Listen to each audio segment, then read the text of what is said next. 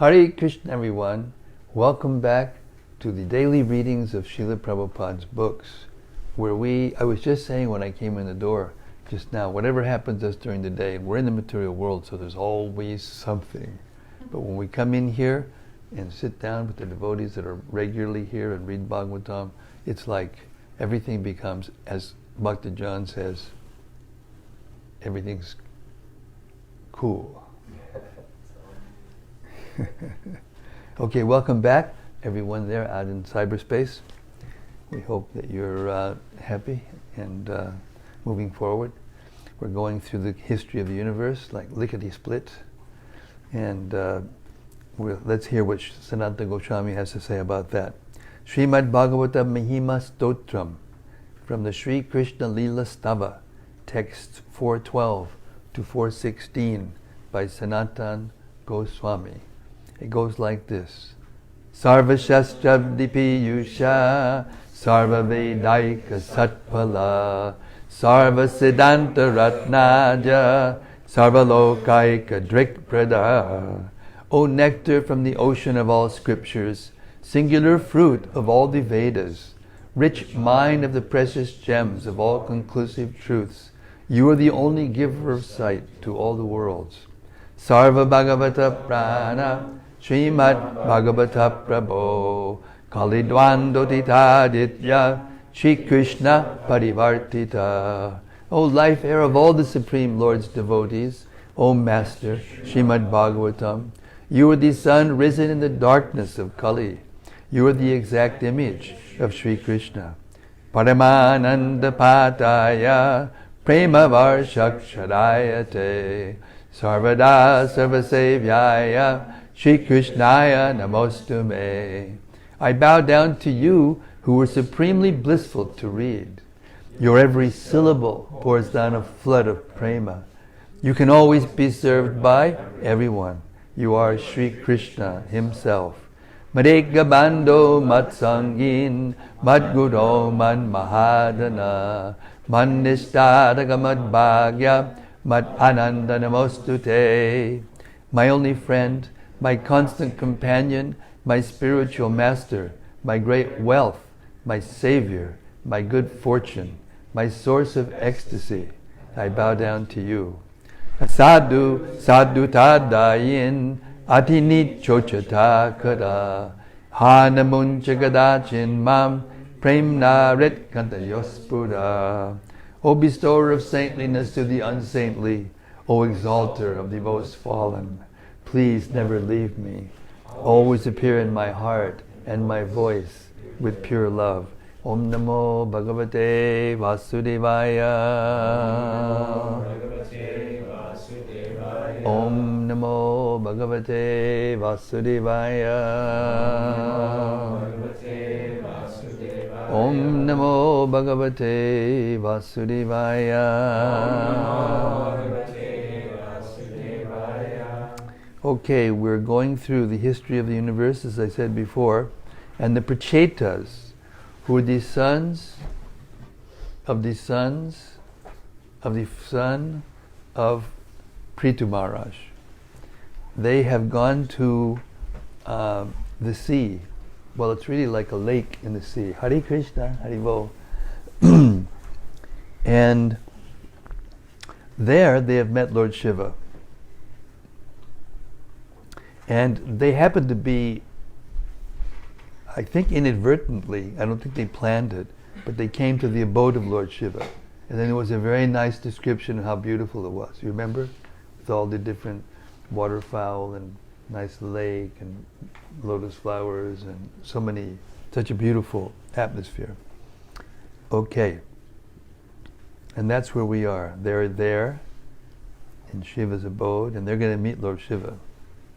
Hare Krishna, Damodar.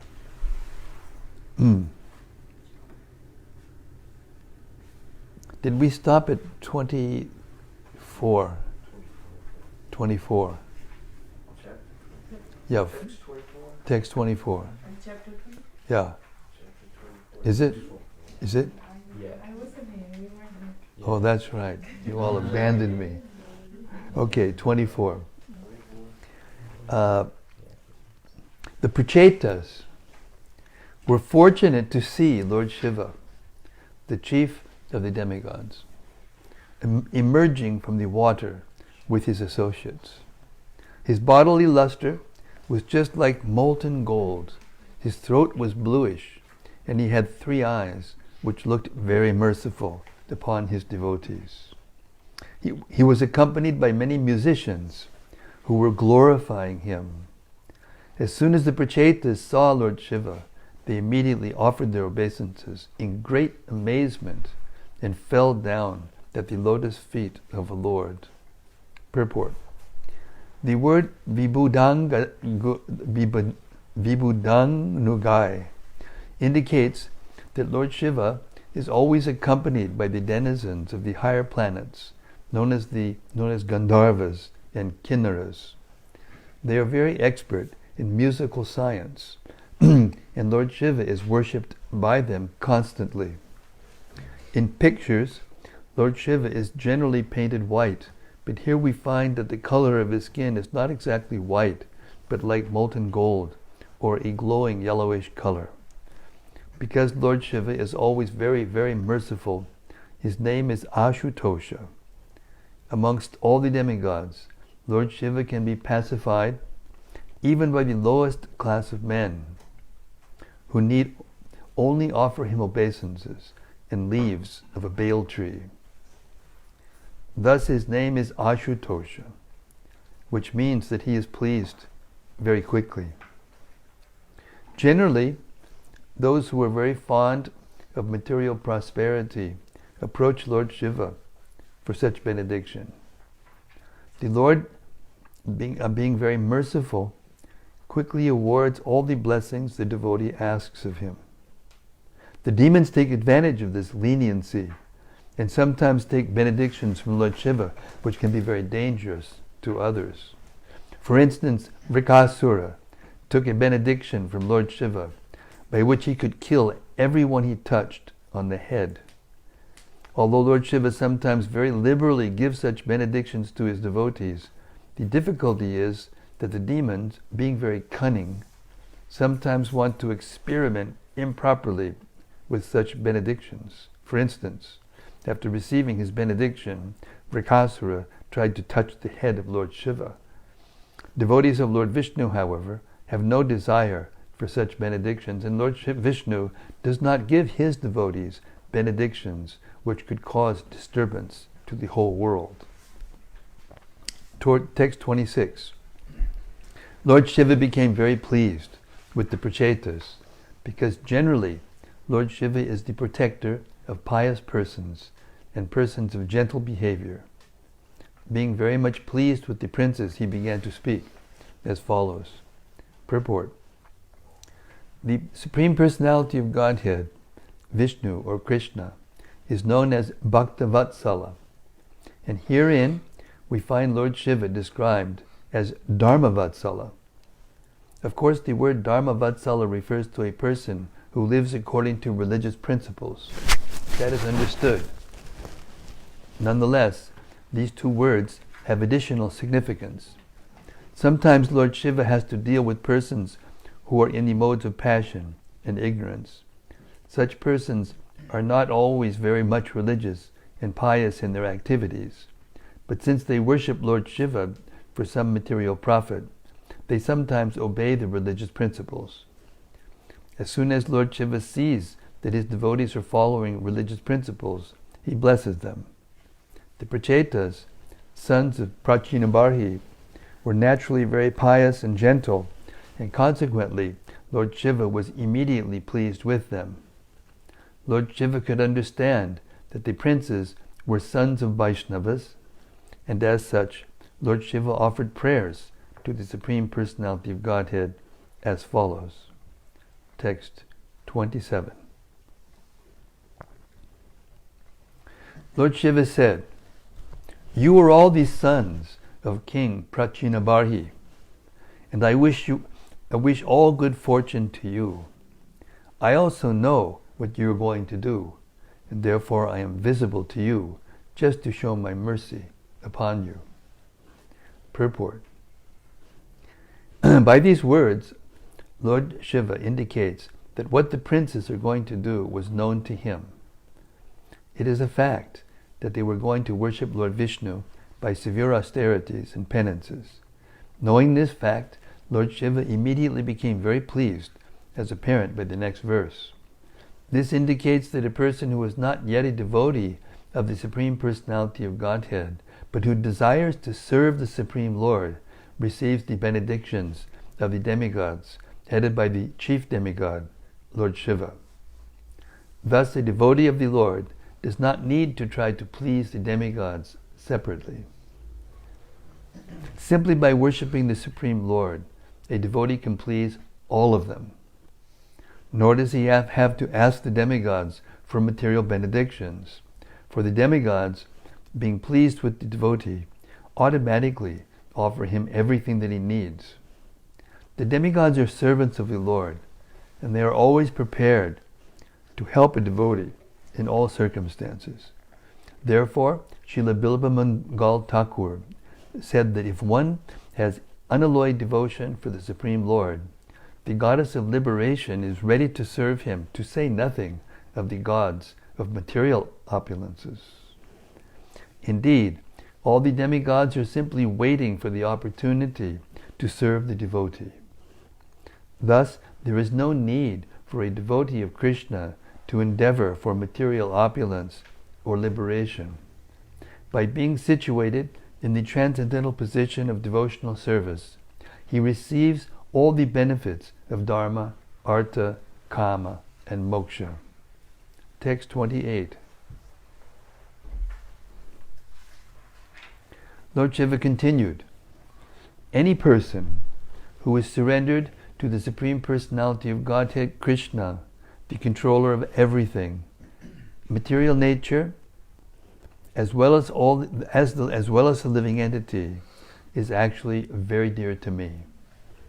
Purport.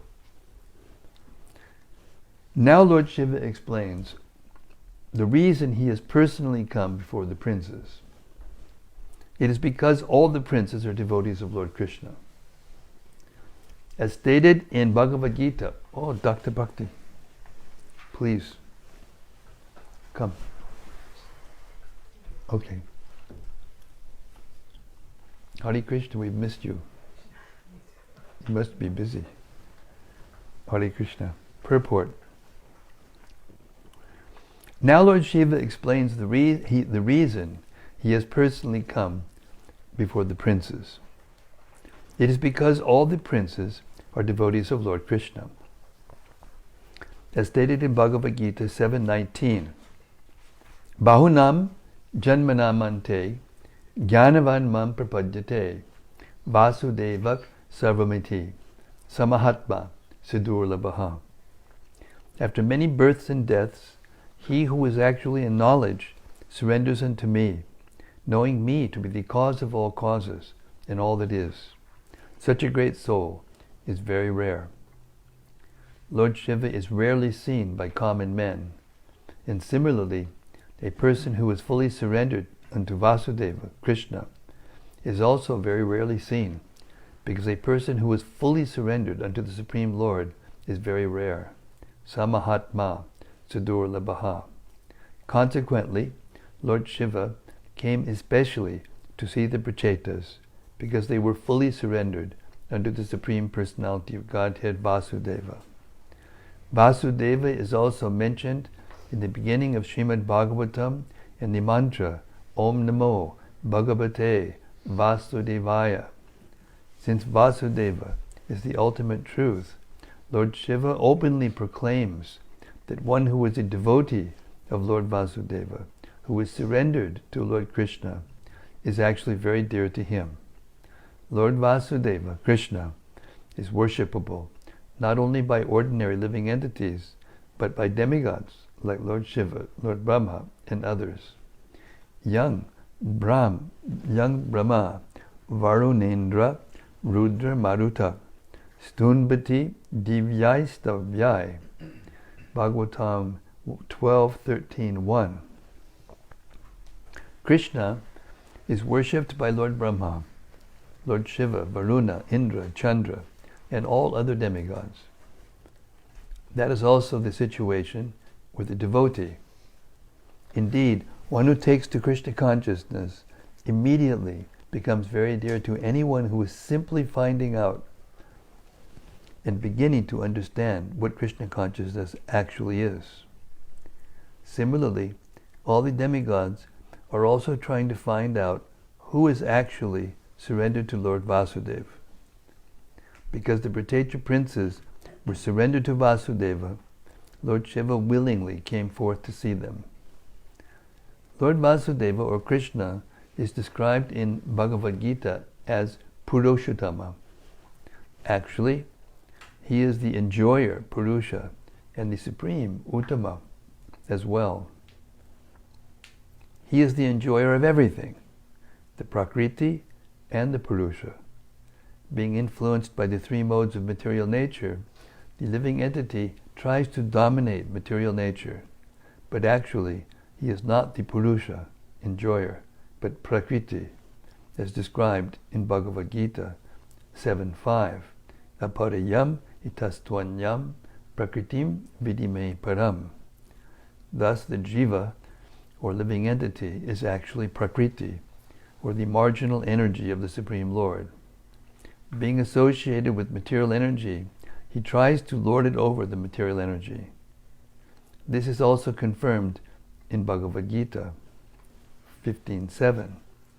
Mamai vangsho jiva loke jiva bhutak sanatanaha manat shastranindriyani prakriti-stani karshati.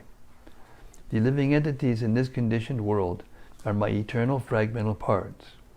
Due to conditioned life, they are struggling very hard with the six senses, which include the mind. By endeavoring to dominate material nature, the living entity simply struggles hard for existence. Indeed, he struggles so hard to enjoy himself that he cannot even enjoy the material resources. Thus he is sometimes called Prakriti, or Jiva, for he is situated in the marginal potency. When the living, I forgot to turn down my volume. Okay. When the living entity is covered with the three modes of material nature, he is called Jiva Sangita. There are two kinds of living entities. One is called Chara, and the other is Akchara. Chara refers to those who have fallen down and become conditioned, and Akshara refers to those who are not conditioned. The vast majority of living entities live in the spiritual world and are called Akshara. They are in the position of Brahman, pure spiritual existence. They are different from those who have been conditioned by the three modes of material nature. Being above both the Chara and Akshara, Lord Krishna, Vasudeva, is described in Bhagavad Gita 15.18 as Purushottama. The impersonalists may say that Vasudeva is the impersonal Brahman, but actually the impersonal Brahman is subordinate to Krishna, as also confirmed in Bhagavad Gita 14.27. Brahmano hi pratishtaham. That Krishna is the source of the impersonal Brahman is also confirmed in Brahma Samhita 5.40. Yasya prabha prabhavato jagadanda koti. The impersonal Brahman is nothing but the effulgence or bodily rays of Krishna. And in those bodily rays, there are innumerable universes floating. Thus, in all respects, Vasudeva, Krishna, is the Supreme Lord, and Lord Shiva is very satisfied with those who are completely surrendered to him. Complete surrender is desired by Krishna, as he indicates in the last chapter of Bhagavad Gita, 1866, Sarvadharman parityaja mam ekam sharanam vraja. The word sakshat, meaning directly, is very significant. There are many so-called devotees, but actually they are only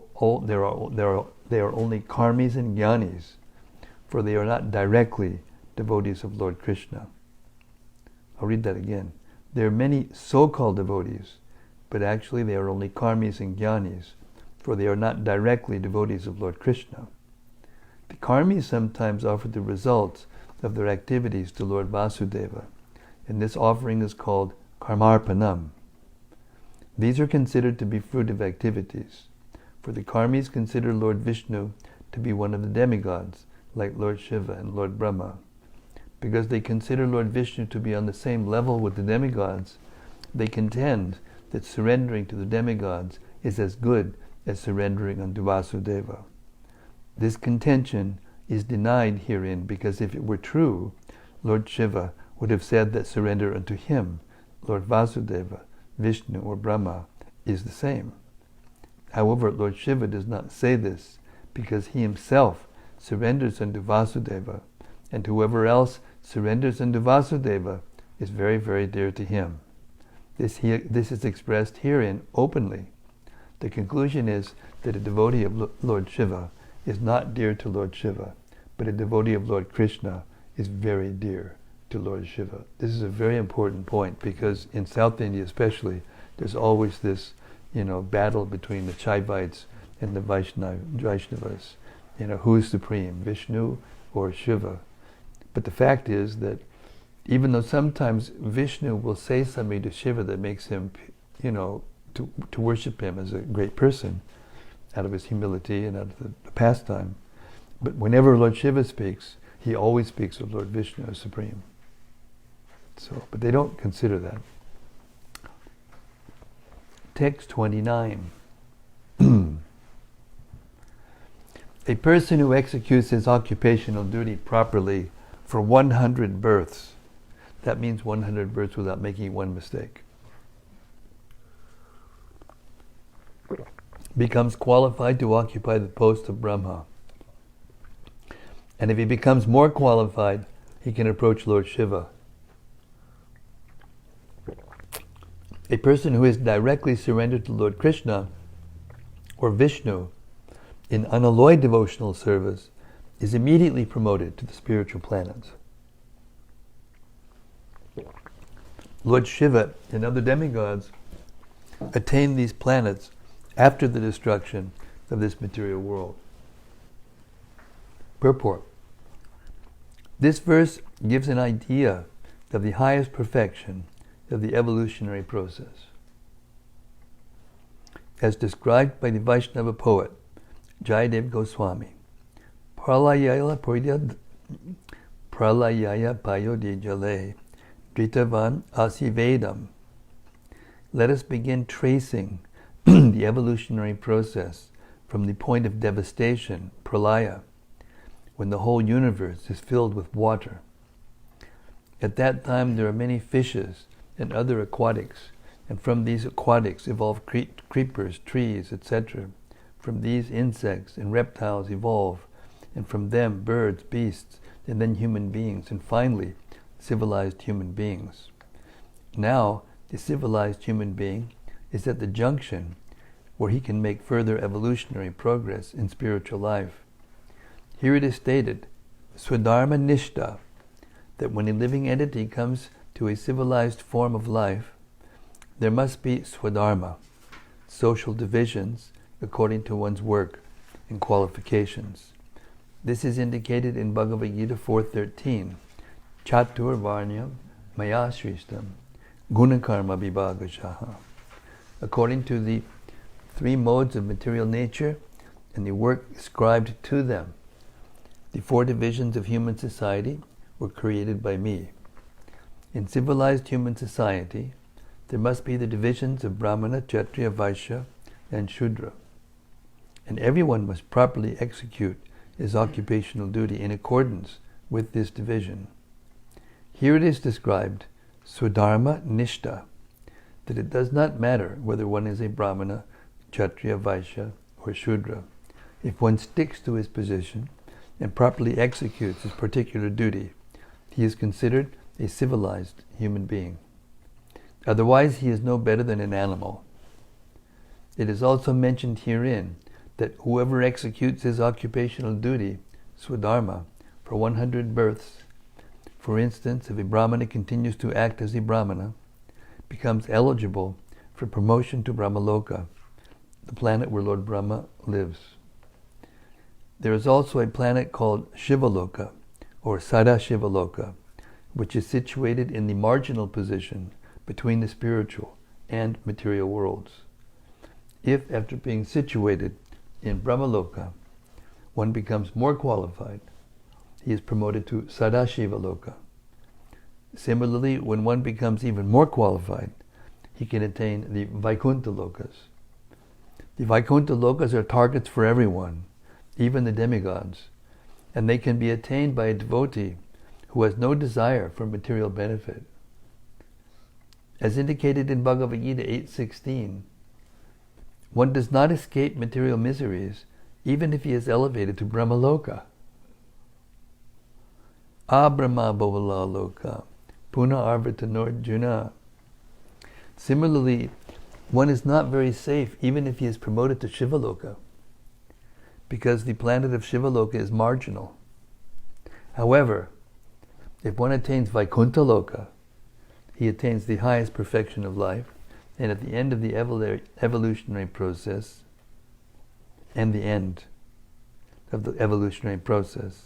Mamupayetya Tukonteya Punarjanma Navidyate. In other words, it is confirmed herein that a person in human society who has developed consciousness must take to Krishna consciousness in order to be promoted to Vaikuntha Loka or Krishna Loka immediately after leaving the body. Chaktva Deham Punarjanma Naiti Mam Iti Sorjana. A devotee who is fully in Krishna consciousness, who is not attracted to by any other loka or planet, including Brahmaloka and Shivaloka, is immediately transferred to Krishna Loka, Mam Eti. That is the highest perfection of life and the perfection of the evolutionary process. Text 30. You are all devotees of the Lord, and as such, I appreciate that you are as respectable as the Supreme Personality of Godhead Himself. I know in this way that the devotees also respect me, and that I am dear to them. Thus, no one can be as dear to the devotees as I am. Purport. It is said, Vaishnavanam Yatha Shambhu. Lord Shiva is the best of all devotees. Therefore, all devotees of Lord Krishna are also devotees of Lord Shiva. In Vrindavan, there is Lord Shiva's temple called Gopishwar. The gopis used to worship not only Lord Shiva, but Katyayani or Durga as well. But their aim was to attain the favor of Lord Krishna. A devotee of Lord Krishna does not disrespect Lord Shiva, but worships Lord Shiva as the most exalted devotee of Lord Krishna. Consequently, whenever a devotee worships Lord Shiva, he prays to Lord Shiva to achieve the favor of Krishna, and he does not request material profit. In Bhagavad Gita 7:20, it is said that generally people worship demigods for some material profit. Kamais, taistar, rityajna. Driven by material lust, they worship demigods. But a devotee never does so, for he is never driven by material lust. That is the difference between a devotee's respect for Lord Shiva and an asura's respect for him.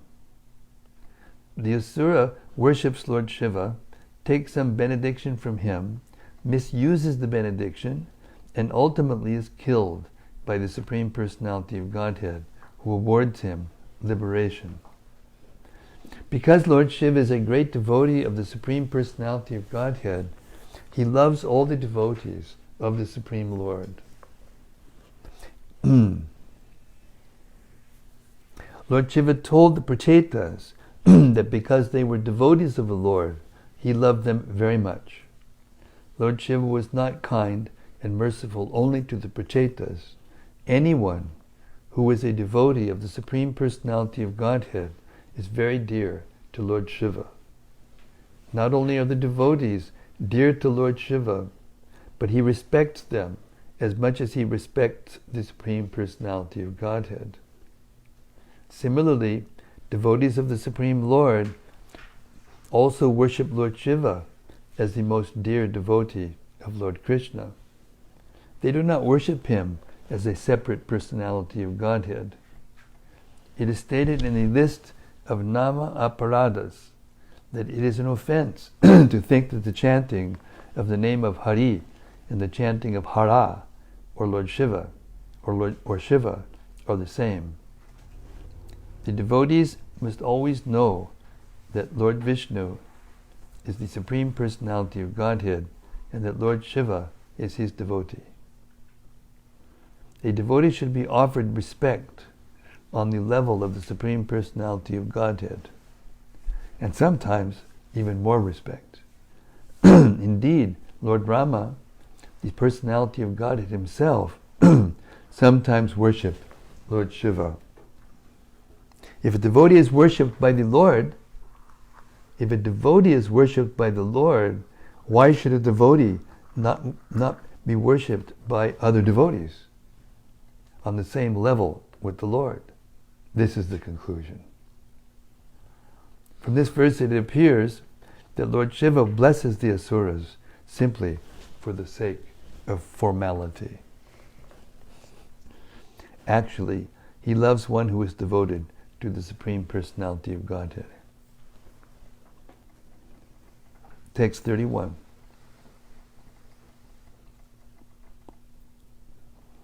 Now, I shall chant one mantra, which is not only transcendental, pure, and auspicious, but is the best prayer for anyone who is aspiring to attain the ultimate goal of life.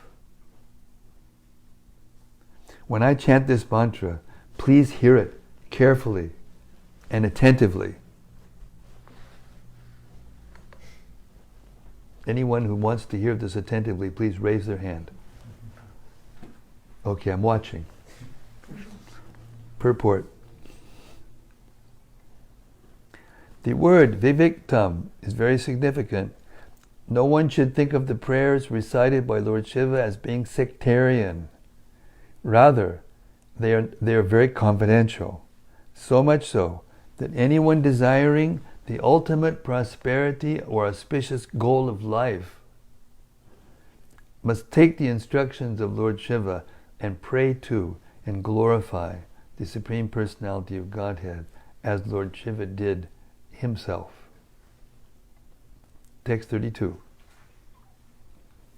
The great sage Maitreyi continued, out of his causeless mercy, the exalted personality, Lord Shiva, the great devotee of Lord Narayana, continued to speak to the king's sons who were standing with folded hands.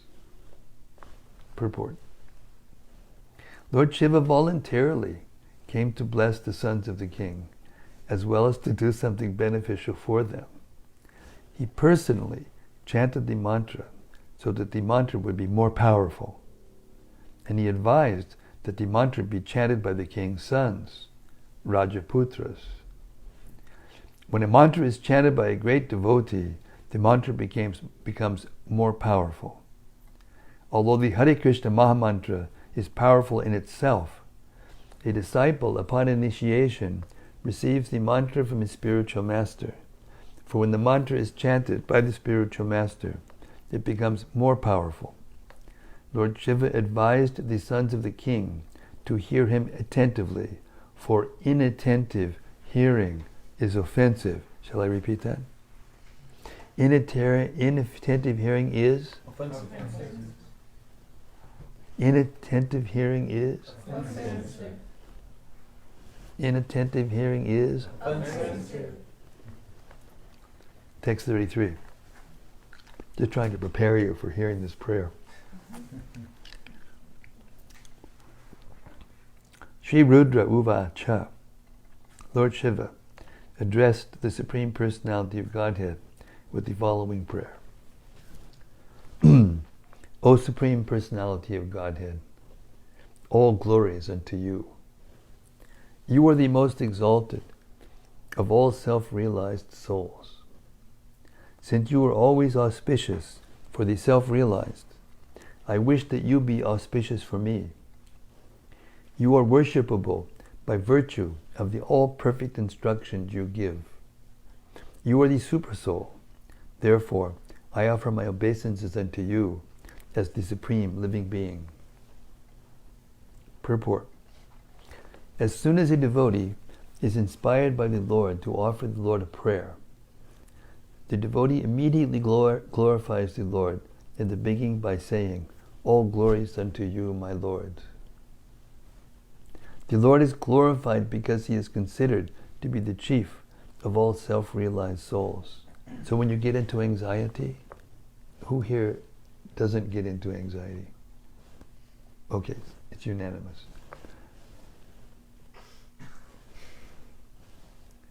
He's the next liberated soul.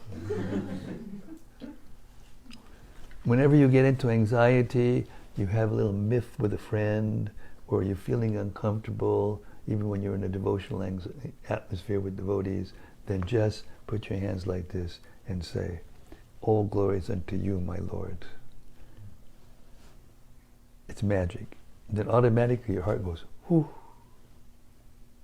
At least until you get the next thing. And then again, "All glories unto you, my Lord." The Lord is glorified because He is considered to be the chief of all self-realized souls. As said in the Vedas, Katha Upanishad, "Nityo Nityanam, Chaitanash Chaitananam."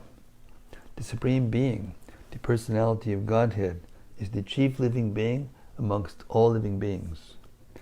There are different kinds of individual living beings. Some of them are in this material world, and some are in the spiritual world. Those who are in the spiritual world are known to be completely self-realized, because on the spiritual platform, the living entity is not forgetful of his service to the Lord. Therefore, in the spiritual world, all those who are in the devotional service of the Lord are eternally fixed, for they understand the position of the Supreme Being as well as their individual constitution. Thus, amongst self-realized souls, the Lord is known as the perfectly self-realized soul. Nityo Nityanam, Chaitanash Chaitananam. When the individual soul is fixed in his knowledge of the Lord as the Supreme Being, he actually becomes established in an all-auspicious position. Lord Shiva prays herein that his auspicious position continue eternally by virtue of the Lord's mercy upon him.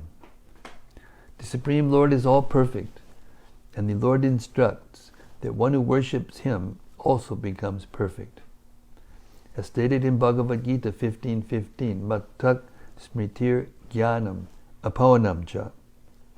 The Lord is situated as the Supersoul in everyone's heart, but He is so kind to His devotees that He gives them instructions by which they may continue to progress. When they receive instructions from the All-Perfect, there is no chance of their being misled. This is also confirmed in Bhagavad Gita. Dadami buddhi yogam tam, yenamam upayanti te. The Lord is always ready to give instructions to the pure devotee, so that the devotee can advance further and further in devotional service. Since the Lord gives instructions as Sarvatma, the Supersoul, Lord Shiva always offers him respect with the words Sarvasma Atmane Namaha. The individual soul is called Atma, and the Lord is also called Atma, as well as Paramatma. Being situated in everyone's heart, the Lord is known as the Supreme Atma. Therefore, all obeisances are offered unto Him. In this regard, one may refer to the prayers of Kunti in the first canto of Srimad-Bhagavatam 1.8.20. Tata Paramahangsanam Muninam amalatmanam bhakti yoga vinardatam katam pashimahi striyaha.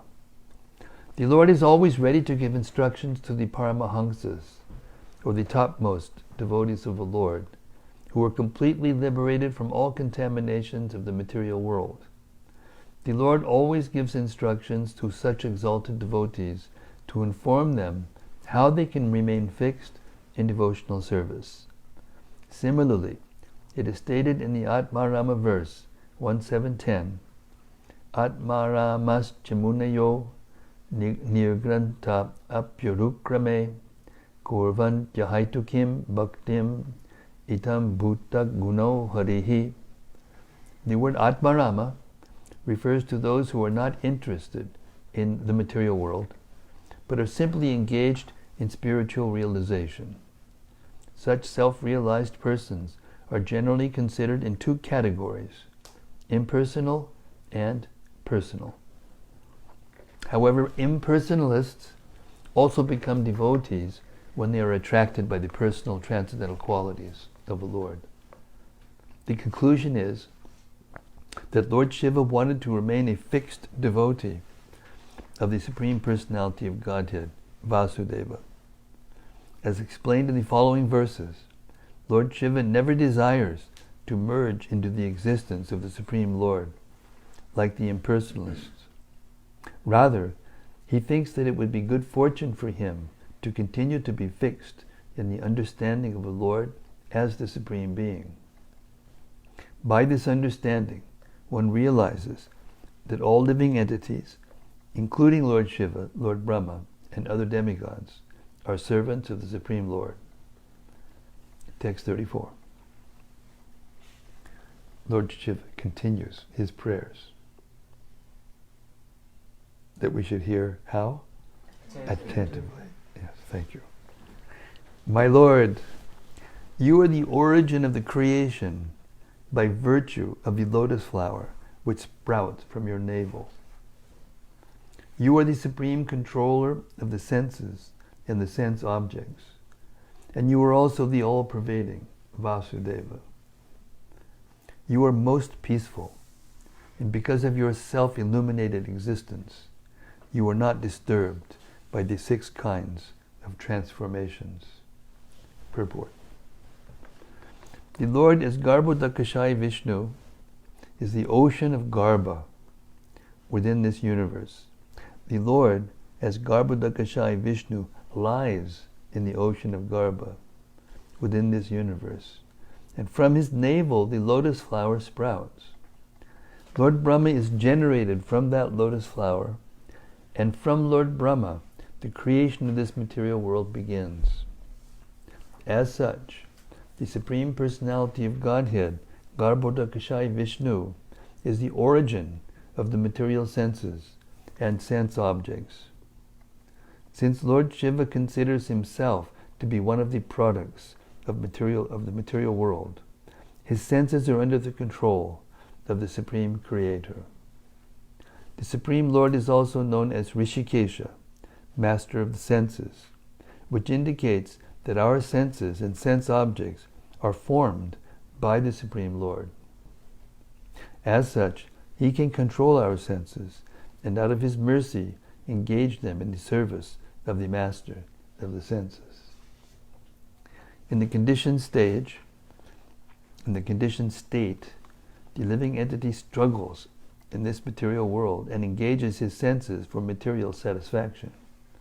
However, if the living entity is graced by the Supreme Personality of Godhead, he can engage these very senses in the service of the Lord. Lord Shiva desires not to be misled by the material senses, but to engage always in the service of the Lord, without being subject to contamination by materialistic influences. By the grace and help of Lord Vasudeva, who is all-pervading, one can engage his senses in devotional service without deviation, just as the Lord acts without deviation. The words Shantaya Kutastaya Sorochishe are very significant. Although the Lord is within this material world, He is not disturbed by the waves of material existence. However, conditioned souls are agitated by 6 kinds of transformations. Namely, they become agitated when they are hungry, when they are thirsty, when they are aggrieved, when they are illusioned, when they grow old, and when they are on the deathbed.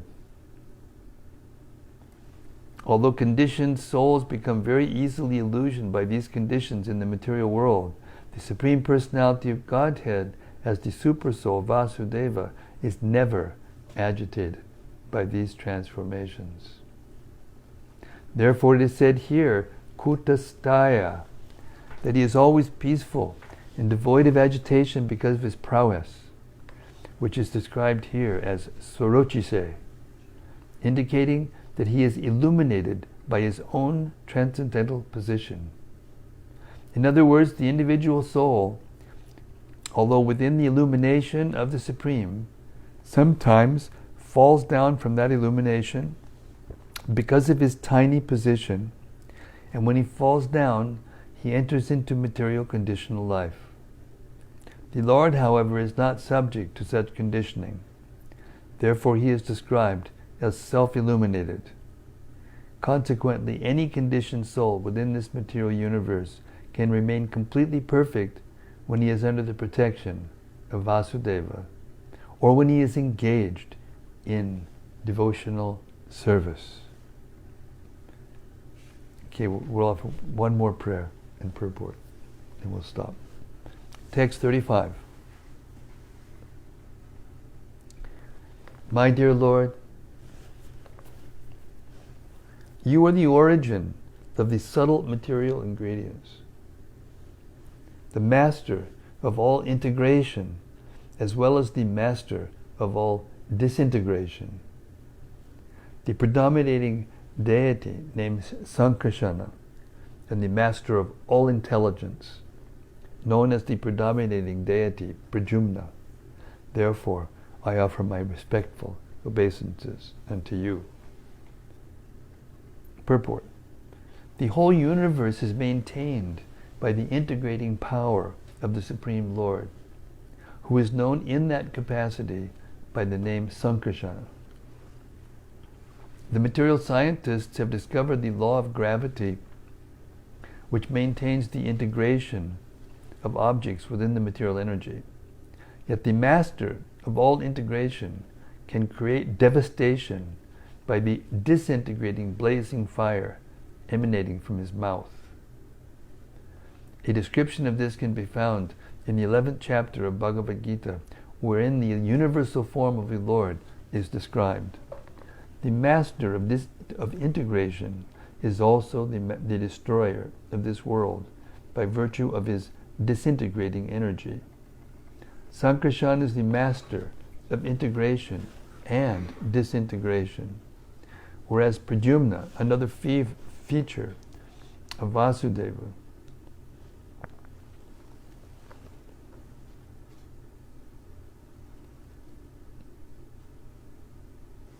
Sankarsana is the master of integration and disintegration, whereas Pradyumna, another feature of Lord Vasudeva, is responsible for universal growth and maintenance. The word Sukshmaya is significant because within this gross material body there are subtle material bodies, namely mind, intelligence, and ego. The Lord, in his different features, Vasudeva, Aniruddha, Pradyumna, and Sankarsana, maintains both the gross and subtle material elements of this world. As mentioned in Bhagavad Gita, the gross material elements are earth, water, fire, air, and ether. And the subtle material elements are mind, intelligence, and ego. All of them are controlled by the Supreme Personality of Godhead as Vasudeva, Sankarsana, Pradyumna, and Aniruddha. And this will be further explained in the following verse. And tomorrow we will continue with the prayers of Lord Shiva. Hare Krishna. Lord Shiva ki jai. Srila Prabhupada ki jai. Srimad-Bhagavatam ki jai. Samaveta Bhakta Vrinda ki jai. Okay.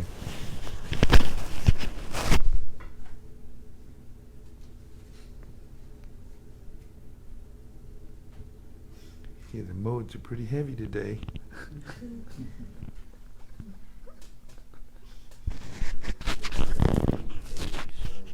Wait, here we go. Okay, Uncle John. You're on. It's okay. Can you explain the predominating deity Sankarsana?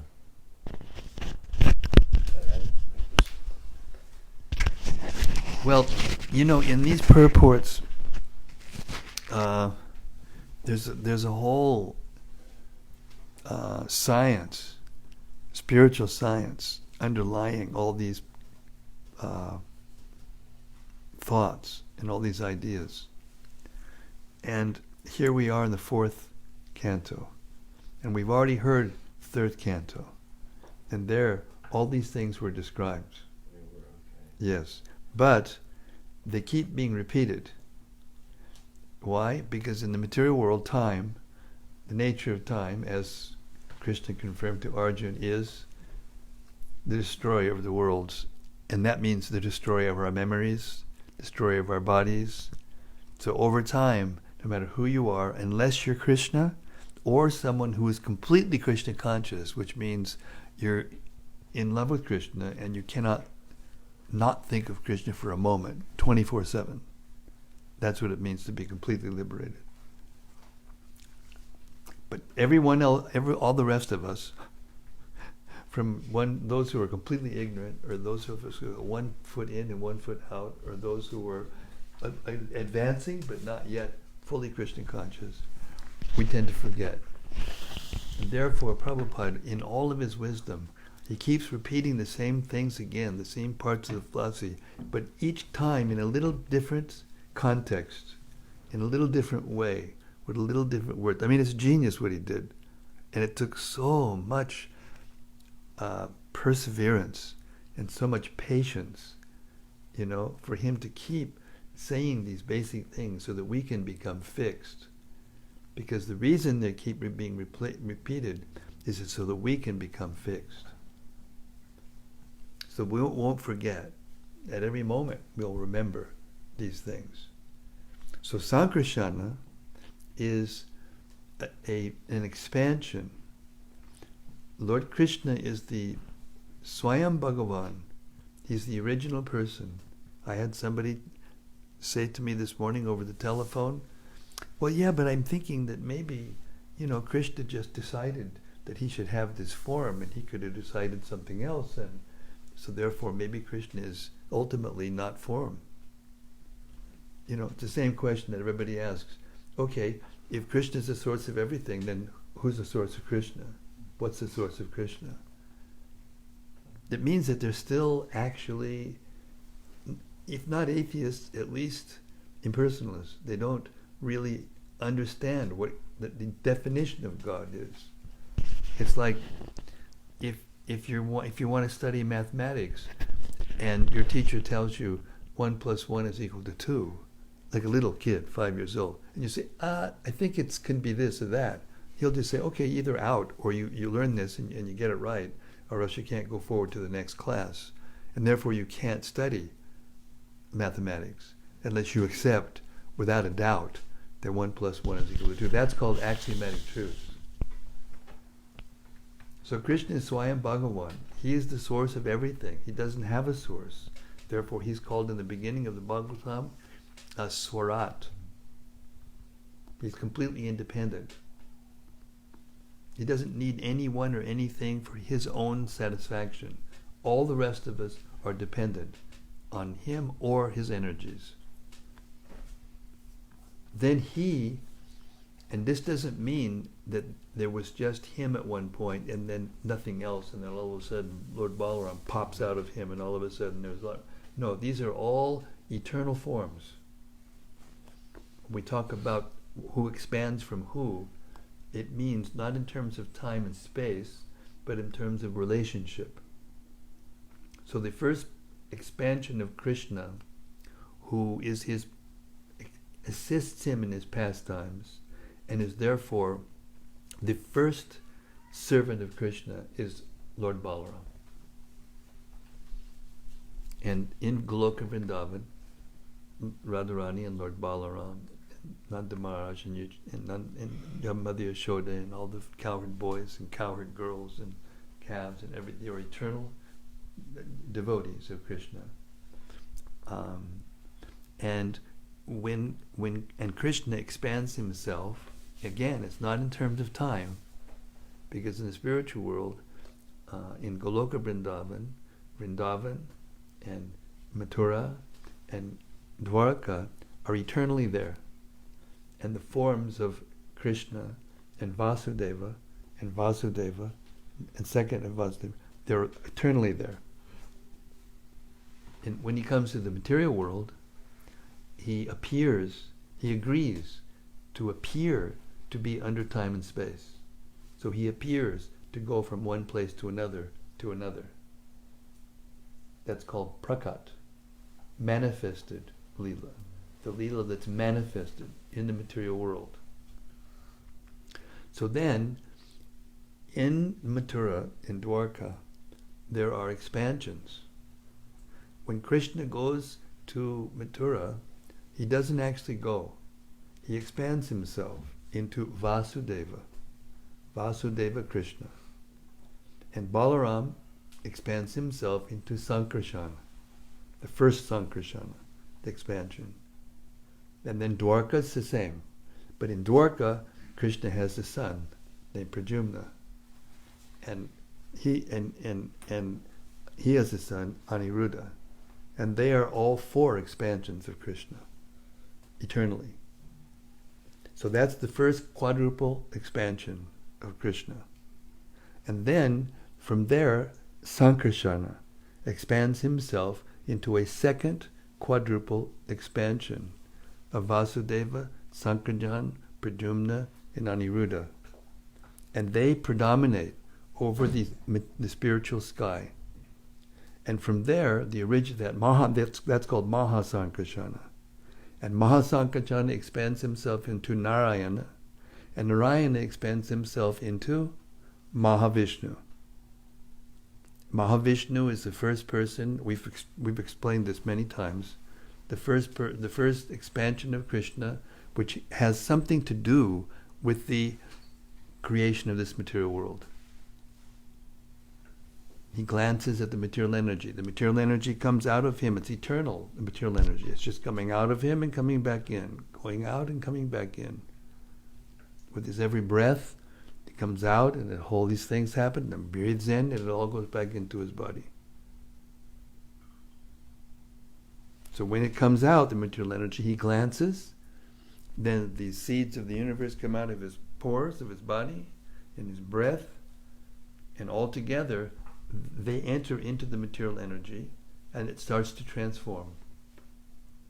And when each universe, the energy that's there then, the soul, the souls, the material energy, the super soul, time, it's all not differentiated, but in one they call Mahat Tattva, the total material energy or the total material intelligence. It starts to transform. And when each of all the energy coagulates around each one of the seeds of the universe that has come from the body of Mahavishnu, then Garbhodakvachai Vishnu enters. That is Sankarsana. Okay. These are all expansions of Sankarsana. And inside the material world, Sankarsana expands again as Kshirodakashai Vishnu and as Sheshanaga. And he is the resting place of Garbhodakashai Vishnu within the within each material universe. And from these positions, Sankarsana, Pradyumna, and Aniruddha, and Vasudeva, they predominate over different aspects of material nature.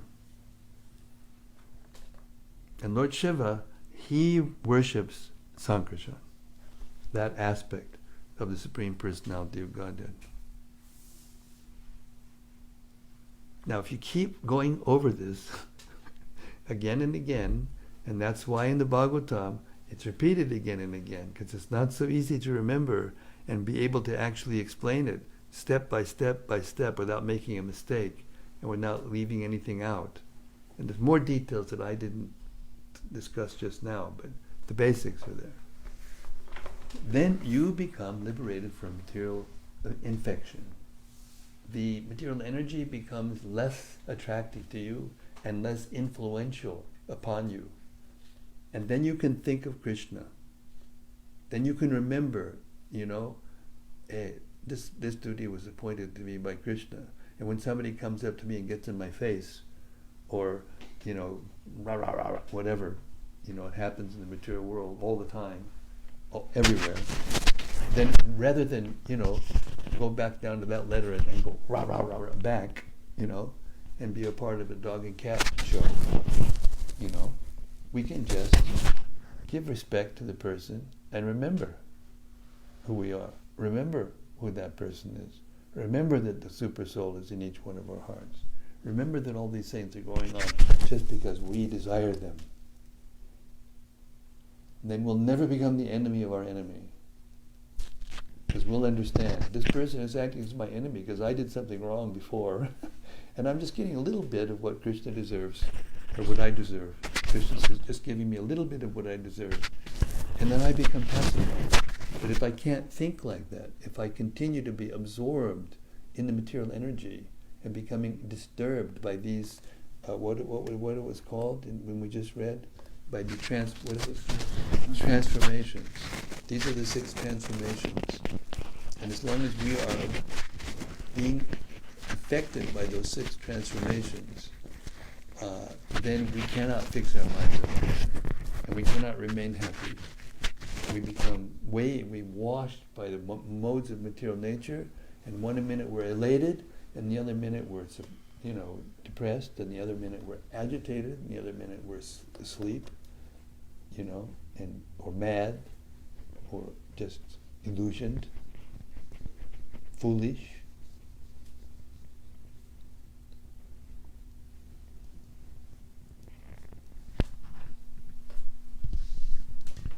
Pass this back to Hannah. Can I read you Bhagavad Gita? Huh? Can I read you Bhagavad Gita? You may. I thought you never asked.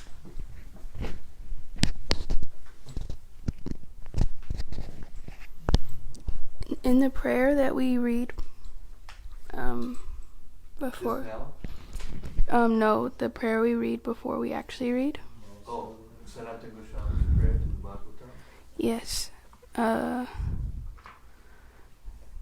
Today, whenever we were reading it, the part where it says that the Bhagavatam is like Krishna himself, it made me think of what you just said about how you're constantly going through these different emotions, and whenever you were saying these things, what I thought was, well, how do you, what's a good way to be out of them? And then you answered my question immediately, and you said,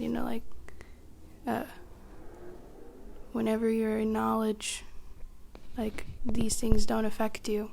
So it made me think of the prayer, and Krishna himself in the Bhagavatam can pacify all of these transformations.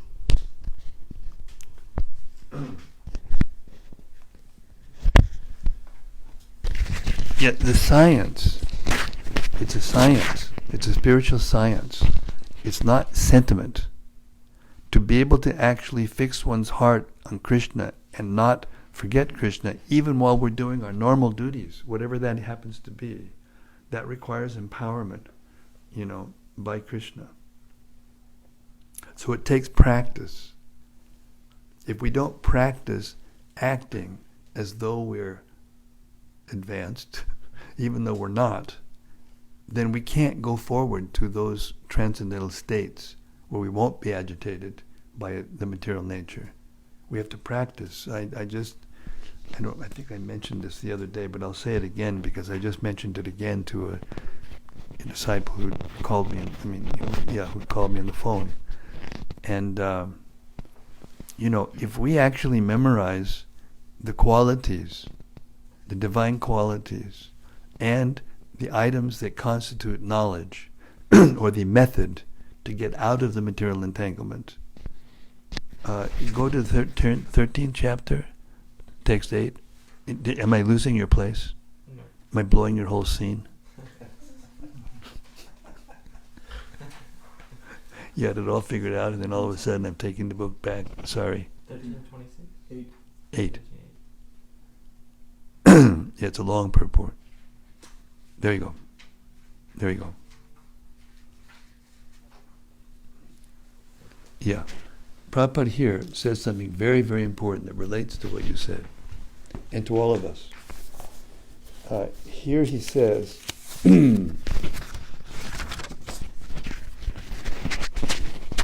this process of knowledge, and there's 18 items. I won't read them out now, but there are 18 items that Krishna defines as knowledge. And at the end he says, all these I declare to be knowledge, and besides this, whatever there may be is ignorance. Steadiness, self-control, renunciation, cleanliness, approaching spiritual master, non-violence, tolerance, humility. Knowledge begins with humility. If you're not humble, you cannot have knowledge. Period. So then, in the purport, Prabhupada says, this process of knowledge is sometimes misunderstood by less intelligent men as being the interaction of the field of activity. But actually, this is the real process of knowledge. If one accepts this process, then the possibility of approaching the absolute truth exists. This is not actually, this is not the interaction of the 24 elements as described before. This is actually the means to get out of the entanglement of those elements. So this is a science, and we have to apply the science in our daily lives, moment to moment. Humility, pridelessness, non-violence, tolerance, simplicity, approaching a bona fide spiritual master, cleanliness, steadiness, self-control, renunciation of the objects of sense gratification, absence of false ego, perception of the evil of birth, death, old age, and disease. In other words, not just to accept, oh yeah, this is just a part of life, so we don't have to do anything about it. Detachment, freedom from entanglement with children, wife, home, and the rest. That means lack of unattached, detached. We're there, but we're not detached. Even-mindedness amid pleasant and unpleasant events. Constant and unalloyed devotion to me, Krishna says. Aspiring to live in a solitary place. Detachment from the general mass of people. Accepting the importance of self-realization and philosophical search for the absolute truth. All these I declare to be knowledge, and besides this, whatever there may be, is ignorance. So this is the process of knowledge, and we have to cultivate it. It's not just something that we learn, memorize, put down on a piece of paper for our test, get our degree and our letter after our name, and that's it, then forget it. I know, I got university degree, except if you're a doctor. Then you've got to keep up with it's a really hard thing to be a doctor, Hare Krishna. Yeah, for all respects. But most people after university, most of the things I learned in life to do how to live was just by living life. I learned one thing, and that's how to you have to continue doing something until you get to the end and complete it. To get the degree, you have to go through it and complete it. You learn that. But all the other things that I learned, anthropology and this and that, the other thing, and other thing, and other thing, I mean, most of it didn't have anything practical to help me in life. But this is real education. Bhagavad Gita, Srimad-Bhagavatam. We're learning practically how to keep our minds fixed on our real identity, on what this material world is, in other words, reality, what it is in reality, the source, the spiritual world, which is the origin of this reflection. We're being taught our whole lives that actually when we die, there's nothing. Or, if not, in one religion, you either do this or you die in hell forever, or you live in eternal damnation, being burned forever without any chance of ever coming back to a normal state. I mean, this is absolute fear. Absolute fearfulness. The only reason they got to that is because the politicians wanted people to do what they wanted to do, and that's it. Either do this or you die forever and you burn forever in hell. No wonder that people kind of lose their taste for having their relationship with God. If that's what God does.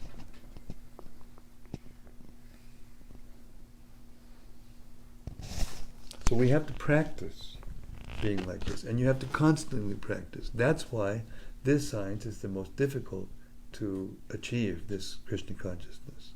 We shouldn't think that it should be easy.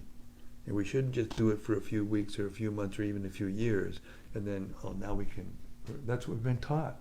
You go, you work hard, get your degree, and then you try to get a cushy job and whatever, with perks and what's the word? Compensations, different ways. And then what? Then you retire and you try to make enough money so you can just, lay back for the rest of your life. And by that time you're so worn and bewildered that you can't do anything anyway. All you can do is just sit there with a rocking chair and go like this. That's it. And say to your friend, hey, you remember the time we did that? Oh yeah, I remember that. Oh, yeah. That's it. Went through this whole sham in life. Next, I want to stay up and watch TV. No, just wait. And when you get a little older, you can do that. I want to go out. But don't worry. When you get to be old, you can drive a car. Then you'll be okay. But then look at all these boys and go, don't worry. When you get married, then everything will be okay. But first, go to college. It's just one thing after another. It never stops. Right to the point where you leave the body. Unless you have this. And therefore Prabhupada said, the day will come when the historians will report that Srila Prabhupada's books actually saved this planet from the darkest, deepest ignorance.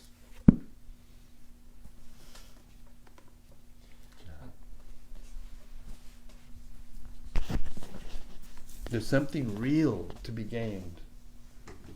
A happiness that doesn't go away, that doesn't fade. Fixed happiness.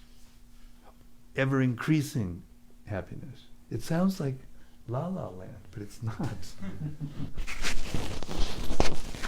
Spiritual energy is very strong, and everywhere you look, you don't see this except when we come here and hear the Bhagavatam like this, or when you go into the temple and stand in front of Shishi Radha Nilamadhava and Giriraj Govardhan and Kornitai. It's like, or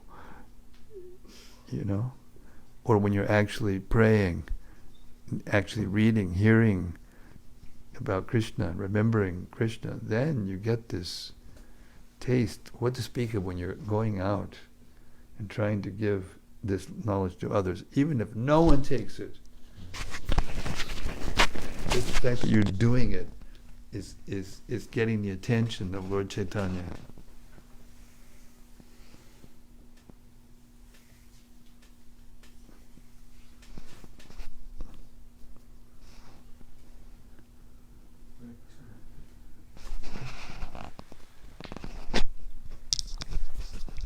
My question is, Shiva's mantra brought to mind the verse 9:28 about detachment from auspicious and inauspicious results. I was wondering, why is Shiva saying in the middle, he says, "I wish that you be auspicious for me"? Is that kind of like how in Vrindavan they're not like living very opulent lives, but they just have the Krishna there with them? Is that the kind of auspicion that is different from the detached kind in Bhagavad Gita? Yeah, more or less, that's right. Because he knows that those who are feeling devotion for him will become auspicious. So therefore he's wishing them auspiciousness because they're feeling positive feelings for him. Krishna wants us to be happy. He's not unhappy at all, ever. But he feels compassion for us because he knows we can't be happy unless we're connected with him. When we come to this material world, we become separated from him, and we suffer all these things we've been talking about for the last few minutes.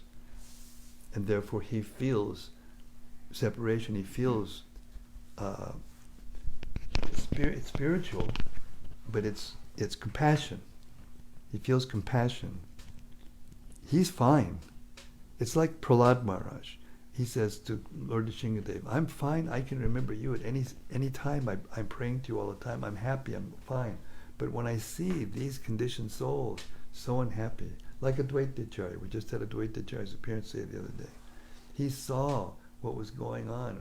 He's Mahavishnu, and he sees how the people suffering the people are without Krishna consciousness, and therefore he suffers. Not that he suffers, but he feels compassion, and that compassion is very intense. It motivates him to do something good for people. It doesn't motivate him to be angry and to destroy them. It motivates them to help them and deliver them. That's auspiciousness. Even if there's a feeling of separation, it becomes auspicious if the object of separation is all auspicious.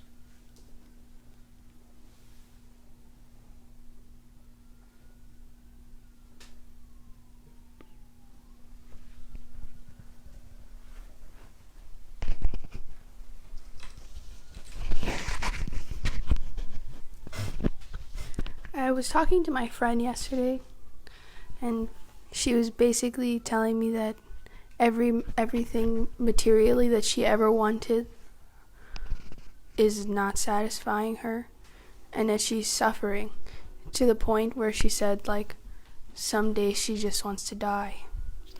And I told her that Srila Prabhupada says that whenever somebody recognizes that they're suffering, that's actually the beginning of human life. And immediately she jumped up, what do you mean? Like what do you mean? And I said, well, the feeling that you feel is kind of like you suffer so much that you want to die, or you suffer so much that you look for an alternative way. I told her that the gap between suffering and bliss is knowledge. And she said, I feel like I want somebody to tell me what to do. Very good. And I said, Very good. that's actually the next step. Yeah. So immediately she was like, and I told her that she lives in Los Angeles, and I told her you would be coming there, near there soon. But I will be coming there. I don't think so. Right. This is a long way from Los Angeles. well, it's closer than Houston. It's worth the drive. But Wait, turn around to this website. Turn around to this. That's the way to do it. okay. You get more from this reading. So many people are getting nectar from this reading, and these reflections and these questions and answers. I'm getting reciprocation a lot from persons who are getting a lot from it. And just as we're feeling this, from the time we start, until the time we end, it's different. We feel different. Anxieties go out the window, and we can actually taste what we're hearing, and it's so nice. And the same thing. That's why we should use these technologies. I mean, I really got enlightened because I was so dead set against this. Sorry. I was so dead set against, getting myself out there on the social, because it's just like an octopus. It'll just like completely, like kill you. But when she says, I feel like dying, you have to tell her that the problem is that you can't kill yourself because you're eternal. You don't die. You can never die. Did you?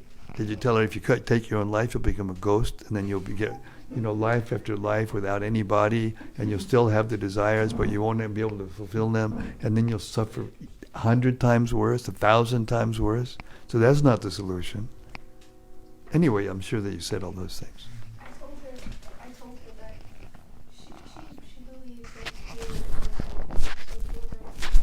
if you try to get out of this one, then not only are you going to still have the same baggage that you have now, but you're going to add to it with taking something that, like, you didn't create life. You're going to make devotees. Why don't you make some devotees? We got to get some more facilities. Poor Nitya's over there. No, not another one. But I thought I was going to be able to live alone. We have to take care of each other. We're going to have a buddy system. All the new girls that come, they're going to have to be taken care of by the families or something until we get a facility. I mean, this facility that's going to be here, of course, the way we're going with the brahmacharis, we'll have to fill it all up. But you better hurry before, make some more devotees so that they'll, save half of that building for the ladies. Put me in the Sankirtan. Yeah, you'll be the Sankirtan leader eventually. But first of all, you've got to edit these books. I'm not letting you get out. That's the first thing. This is good. This is a big deal, It's 3 to 4 years minimum.